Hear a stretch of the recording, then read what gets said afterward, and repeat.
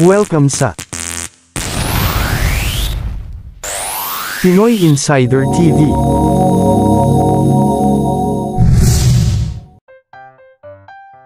Welcome sa Pinoy Insider TV. Kung bago ka pa lang sa channel ay mag-subscribe ka na at i-click ang bell button para updated ka sa mga latest videos natin. Salamat!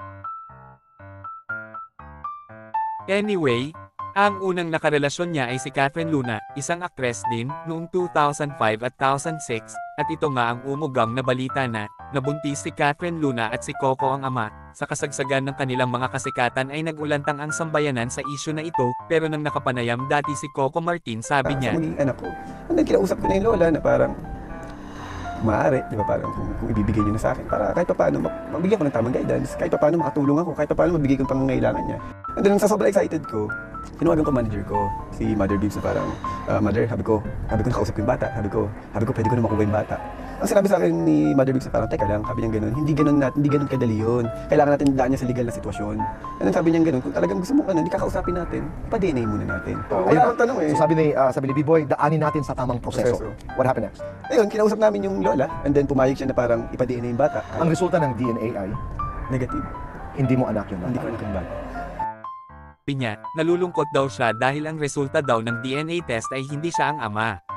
Pero naniniwala si Catherine Luna na si Coco Martin ang anak pero past is past.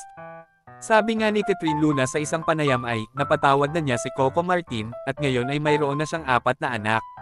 Ang huling balita sa aktres na si Catherine Luna ay, nakulong ito dahil sa ipinagbabawal na gamot kasama ang kanyang partner.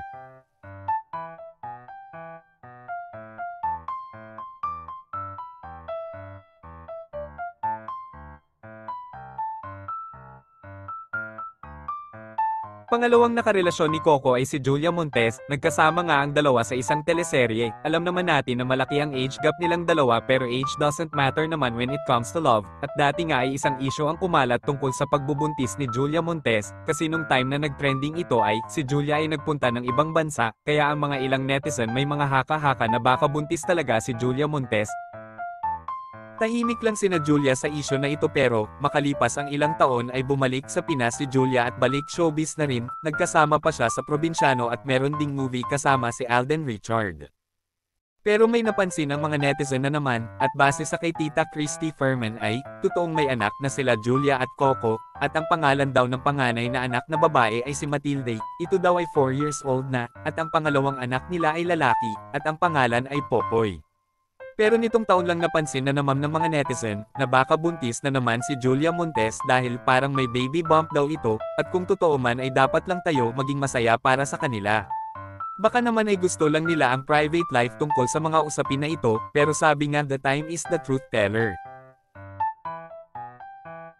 Hintayin na lang natin ang kung kailan sila magsasabi tungkol dito. Kung may anak na nga sila, ay panigurado akong masaya ang kanilang mga fans at excited na makita ang kanilang mga anak. Kamakailan nga ay sinabi ni Coco na 12 years na pala silang magkarelasyon ni Julia Montes. Anyway, salamat sa panonood at patuloy na suporta sa ating channel. Please like, share at feel free to comment down below. Maraming salamat. This is Pinoy Insider TV. God bless.